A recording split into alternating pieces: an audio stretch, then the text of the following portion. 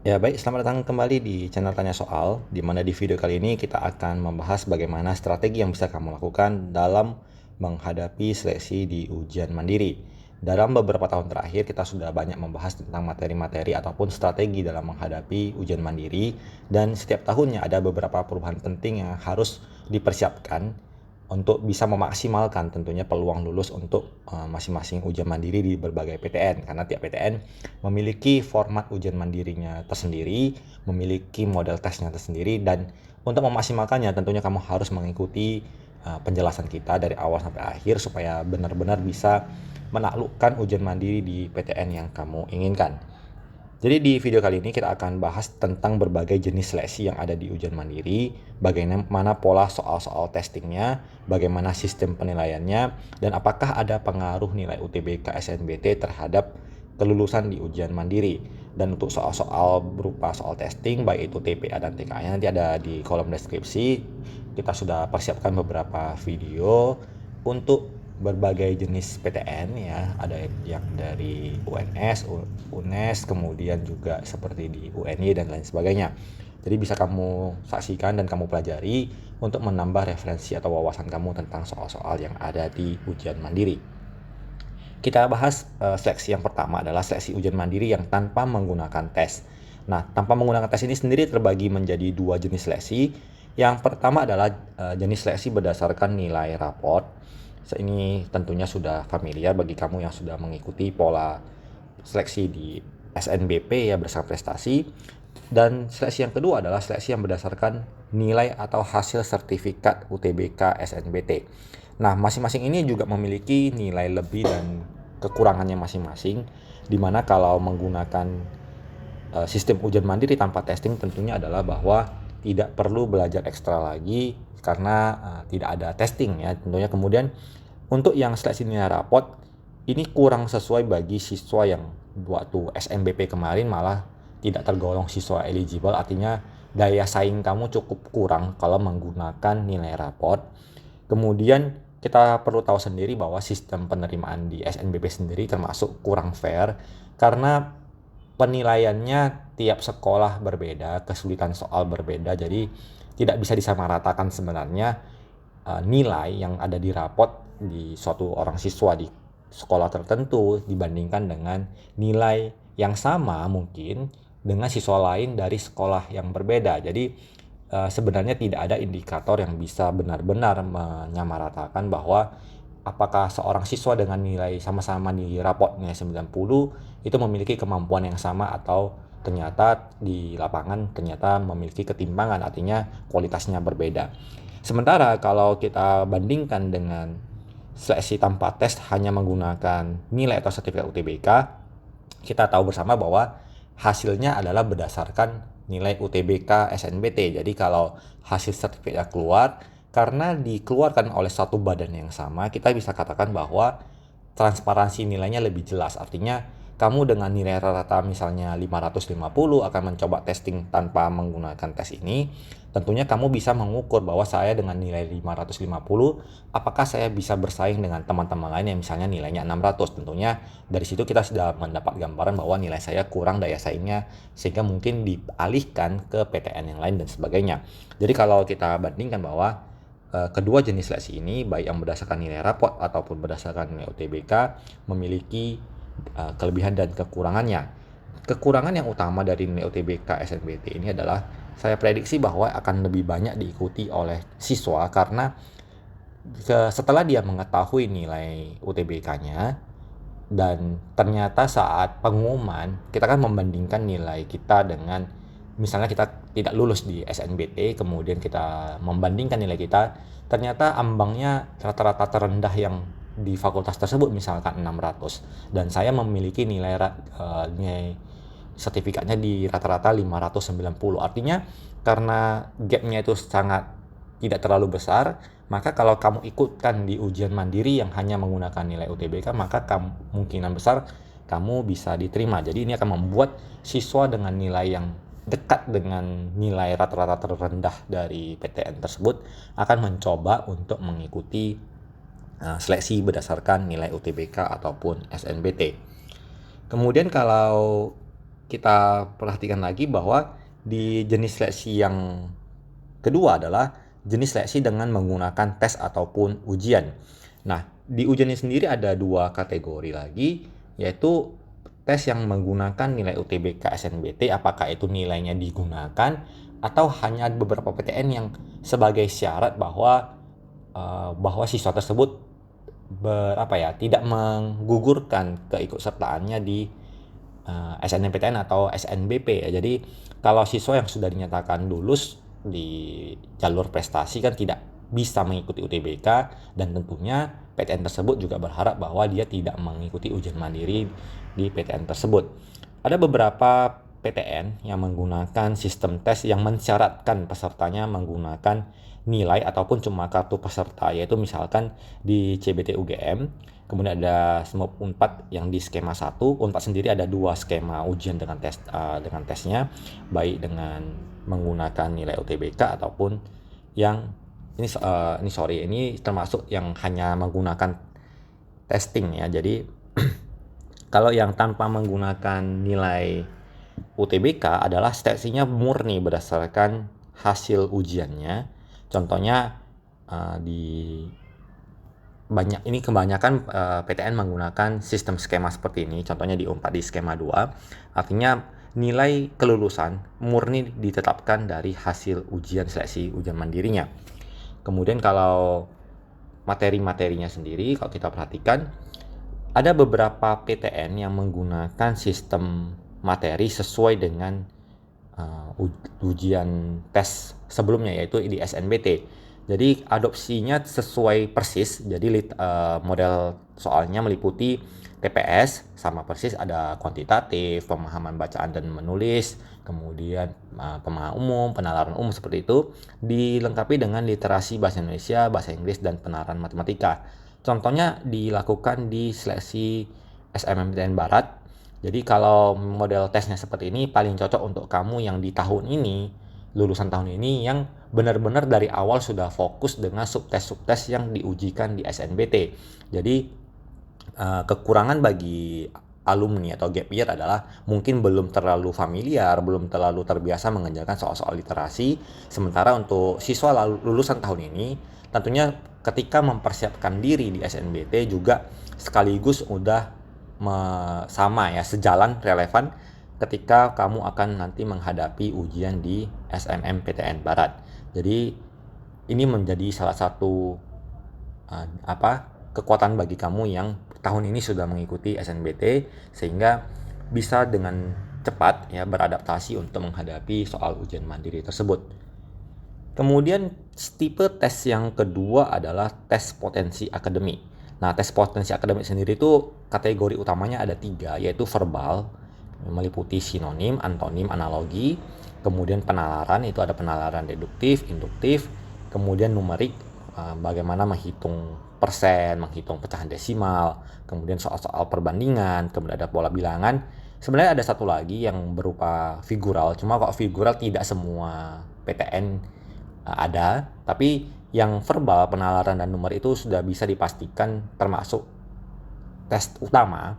Sementara yang figural mungkin ada beberapa yang dimasukkan, ada yang tidak. Dimana kalau yang tes figural itu biasanya berupa pola gambar, nanti ada 4 gambar diberikan, kemudian ditanyakan bagaimana gambar selanjutnya apabila pola ini dilanjutkan, atau soal-soal berupa jaring-jaring kubus, jadi diberikan kubus, nanti ditanyakan jaring-jaringnya seperti apa, dan itu cukup banyak ragam untuk soal tersebut.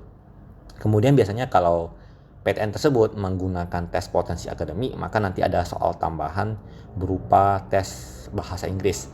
Contoh PTN yang menggunakan adopsi model soal seperti ini adalah di UNES, udah beberapa tahun seperti ini. Jadi kategori tes utamanya adalah tes TPA dan disertai dengan tes bahasa Inggris.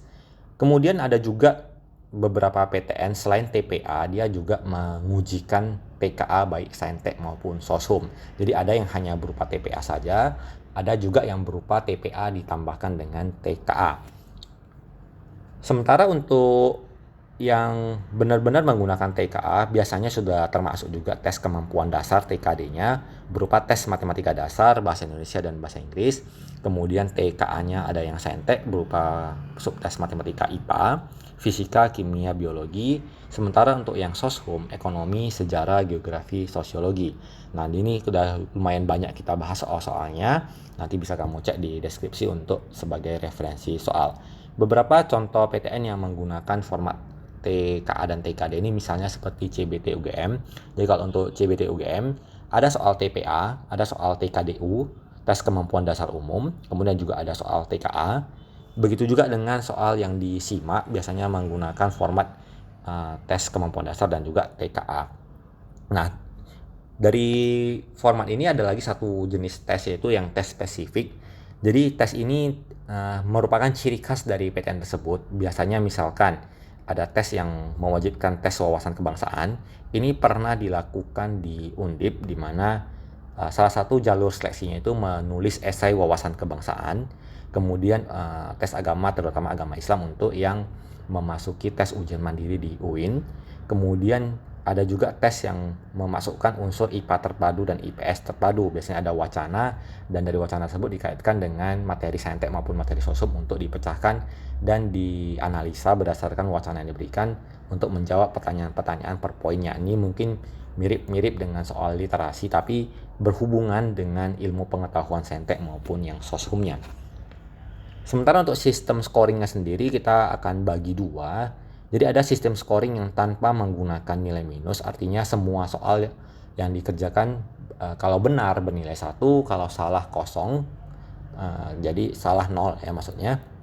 Biasanya sistem ini digunakan untuk yang menggunakan sistem soal TPA maupun TPS. Sementara kalau ada TKD-nya secara umum itu menggunakan format kalau benar ditambah 4, kalau salah minus 1. Tetapi sebagai antisipasi adalah sebaiknya untuk setiap masing-masing PTN, karena kebijakannya ini berlaku berbeda-beda antar setiap PTN, ada baiknya untuk di cross check minimal ke soal-soal tahun sebelumnya bagaimana format penilaiannya, karena bisa saja satu PTN menggunakan sistem minus tapi yang di PTN lain menggunakan sistem tanpa minus seperti itu. Jadi selalu pastikan bagaimana sistem scoring di ujian mandiri yang dilakukan di PTN tersebut sebagai antisipasi atau jaga-jaga. Kemudian strateginya bagaimana? Strateginya adalah pertama, setelah kamu menganalisa kekuatan atau potensi yang kamu miliki, kamu harus bisa memilih format seleksi yang terbaik buat kamu, terutama bagi kamu dengan pertimbangan biaya tentunya, dimana kalau kita ketahui sendiri bahwa untuk setiap ujian mandiri itu dikenakan biaya registrasi. Jadi kalau seandainya keluarga cukup berada, tentu tidak masalah kamu bisa mengikuti ujian mandiri di berbagai kesempatan. Semisalnya ada yang ujian mandiri gelombang 1, gelombang 2, gelombang 3, kamu boleh ikut. Tetapi tentunya kalau kita memiliki keterbatasan di bidang ekonomi, tentunya kita tidak bisa sembarangan mendaftar di semua kesempatan. Tentunya kita harus memilih mana kira-kira yang saya paling cocok untuk mengikutinya. Apakah nilai sertifikat UTBK SNBT saya cukup memadai untuk mengikuti ujian tanpa testing, atau kalau misalkan ujian saya sertifikatnya kurang bagus, apakah sebaiknya saya mengikuti yang model ujian TPA atau menggunakan yang ujian TKA dan lain sebagainya. Jadi kamu akan menilai sendiri potensi yang kamu miliki, karena yang paling mengenali kemampuan kamu ya kamu sendiri. Jadi kamu harus mengikuti yang paling sesuai sehingga potensi ataupun probabilitas peluang kamu lulus itu lebih besar. Kemudian hal yang sepele tapi juga cukup penting adalah biasanya calon mahasiswa ini memilih jurusan hanya berdasarkan keinginannya tanpa realistis bahwa menyadari bahwa daya saing di setiap jurusan, di setiap PTN itu berbeda-beda. Jadi pastikan kamu mengecek kuota tahun ini, kemudian bandingkan dengan jumlah peserta di tahun sebelumnya.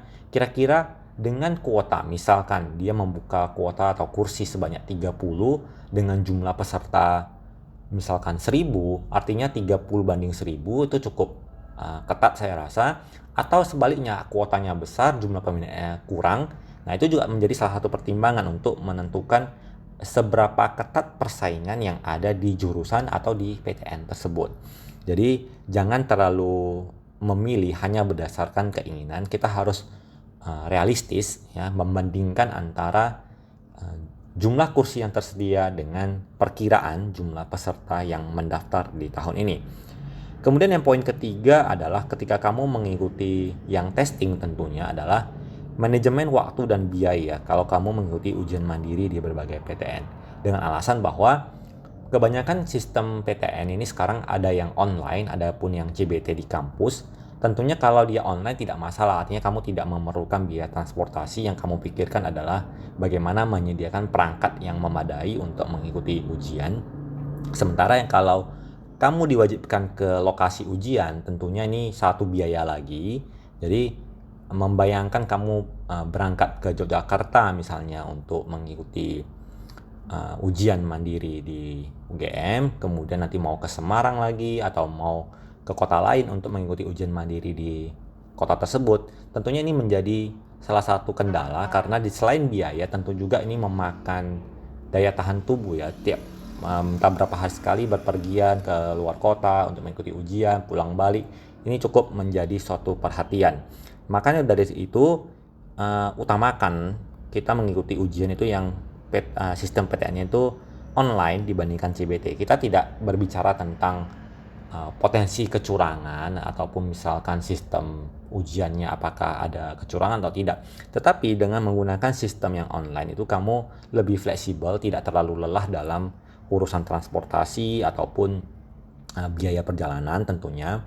Jadi ada beberapa PTN yang membuka sistem ujian seperti online, ada juga yang menggunakan sistem CBT. Yang setahu saya seperti di UNY dia sendiri membuka dua jenis seleksi, ada yang CBT kampus, ada yang online gitu ya. Jadi coba dipertimbangkan, salah satu aspeknya adalah apakah kamu akan mengikuti ujian yang berbasis daring online ataupun yang berbasis CBT ke kampus. Jadi kalau kita rasa bahwa kesempatan yang masih kamu miliki jangan disia-siakan, bahwa jangan sampai menunggu setahun lagi ya. Jadi kalau ada kesempatan silahkan dicoba untuk mengikuti seleksi di ujian mandiri. Mana tahu kamu berpeluang lulus di ujian mandiri kali ini sehingga bisa menjadi mahasiswa di tahun ini tanpa harus menjadi gap year ataupun menunda setahun lagi untuk mengikuti perkuliahan. Untuk itu saya akan menunggu kabar keberhasilan kamu setelah hari pengumuman. Semoga mendapatkan hasil yang terbaik dan tentunya kita harapkan bisa lulus terutama di pilihan pertama. Demikian yang bisa kita sampaikan di video kali ini. Kalau ada pertanyaan-pertanyaan ataupun kekurangan pahaman tentang ujian mandiri ataupun meminta referensi soalnya, silakan nanti kamu tulis di kolom komentar, kita diskusikan bersama sehingga menjadi jelas dan kamu bisa memaksimalkan peluang kamu untuk bisa lulus di seleksi ujian mandiri tahun ini. Demikian video kali ini, semoga bermanfaat dan sampai jumpa di video selanjutnya.